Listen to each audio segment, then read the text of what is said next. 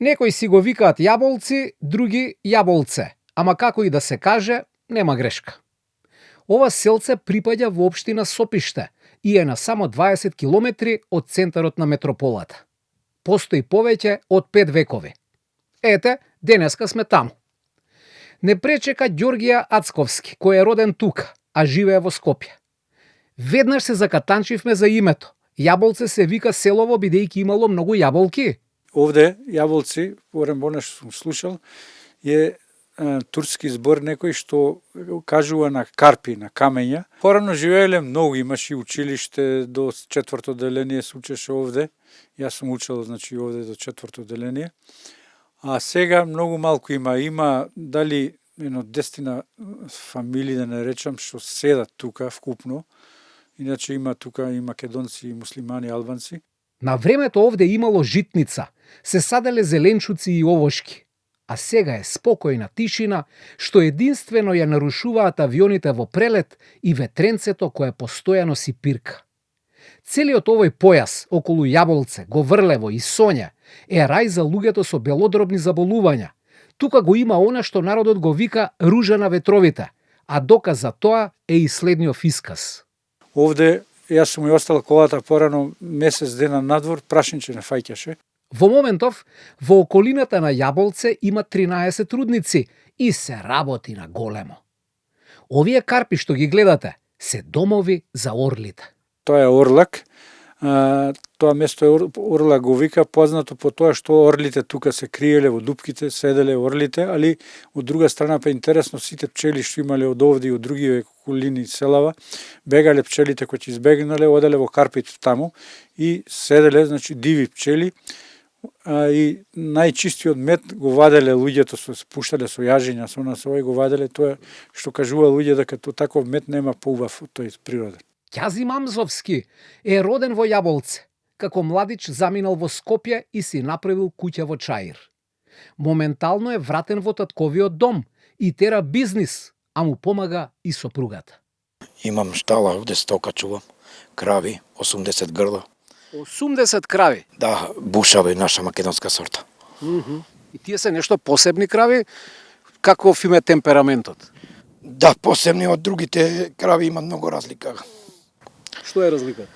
Многу издржливи се, стварно малку млеко дават, секоја година дават теле, сам телец, сам зима јунец, сам го ранит, со малку трошак може да поминеме.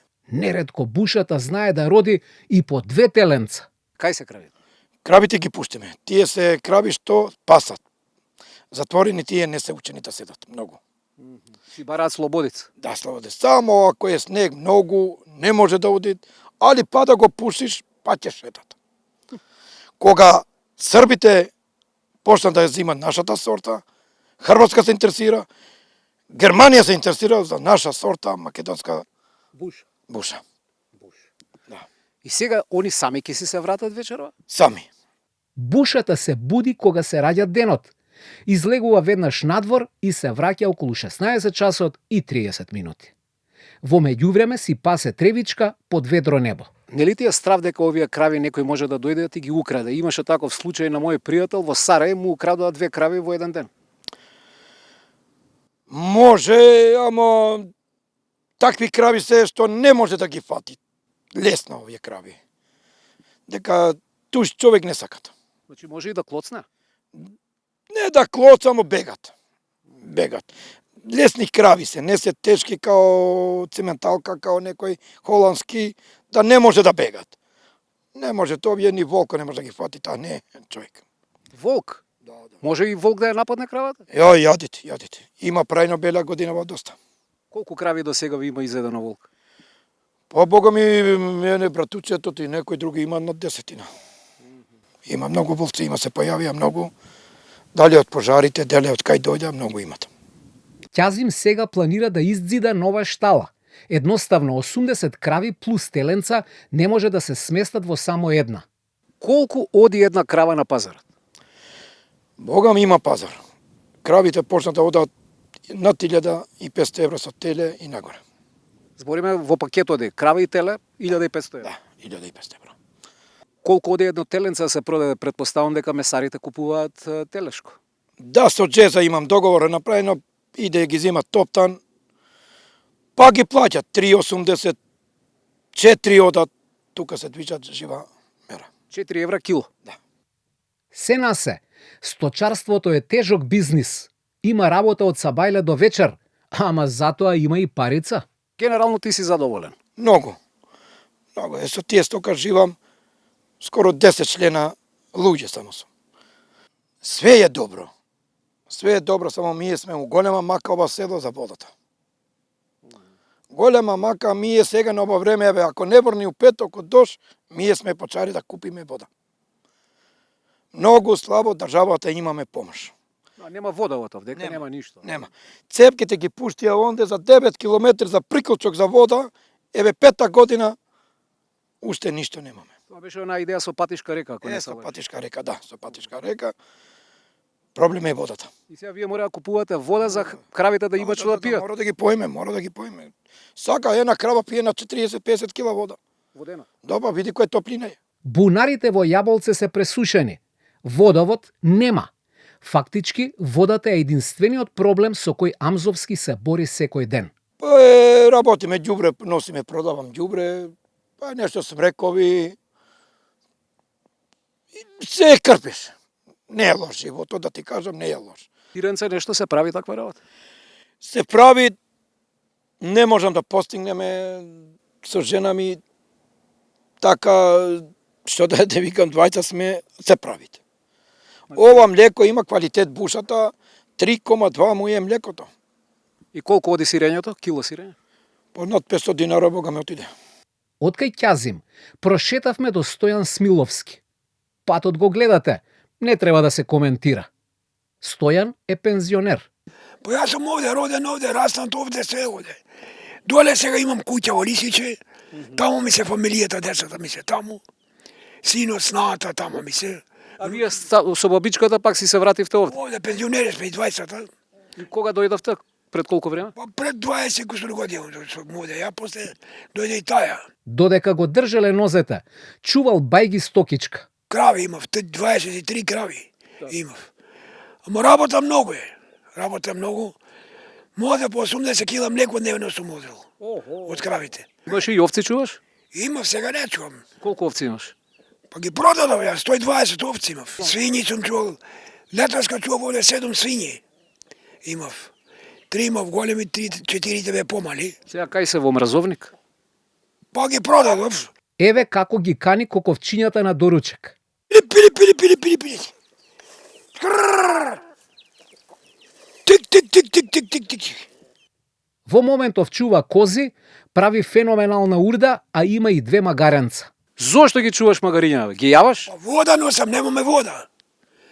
На голема мака сме ове село за вода е. Добро, бунар немаш ли? Нема, имаме еден бунар, но са вода има. Нема вода. Се е камен, ино каби, али седе ја сега без бунар. Тискова бунар. Ама нема вода, тако е месото. И добро, со магарињава од каде полниш вода? Од бунарите носев таму. Имаме бара една вамо, па и таа се пресушни и нема вода. Сега од Скопје ми носи синот со туби, видовте тубите. Тоа е тоа. Изедовме четвртина од 21. век, а ние уште зборуваме за вода, неасфалтирани патишта и слични тракатанци. Инаку, 50 години се плямпа дека овие села ќе добијат вода од Патишка река, ама само се збори. Подсетуваме, Јаболце е на само 20 километри од Скопје. Добро, се враќаме пак на Стојан кој ни кажа дека е роден во старата куќа која сега е штала. Тука сум ја роден 10 август. Сум роден, 49 година. Во таа куќа. Мајка ме пекла леп и ме родила, а другите вршале во гумното. Сама се породила? Сама. Ни царски, ни марски цап. Нема тога, така било. Како овца втрло. За крај, малку уметност. Овамо на чардакот гледаме уметнички слики. Ти си нарачал да ти ги направи? Да. Ангелев сме мајстор, работи во црква, се позари, не ми ги направи. Бај ги побара? По 400 евра тога се позари, не ми ги направи човекот. И така. Нашата прошетка ќе ја завршиме онаму каде ја почнавме, во дворот на Ѓоргија. Вака изгледа неговата викендица. катче за дечиња и внуци, летниковец со видик на планини, старини од сите страни, чардачиња за седење во многу нијанси. Бившиот полицаец Ацковски го знаеме и како голем шегобиец. Во продолжение, еве неколку негови анегдоти кои ќе ве насмеат од срце.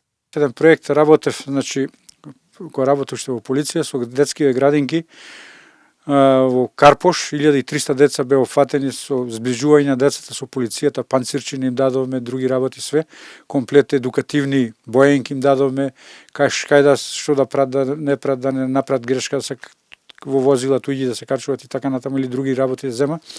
Едноставно и кај да се јава некој кога го малтретира и тоа ми се јавуваат после тој проект од 92 или 192 сега службата што е во МВР и вика Ѓорди што направи со тој проект, што е работата?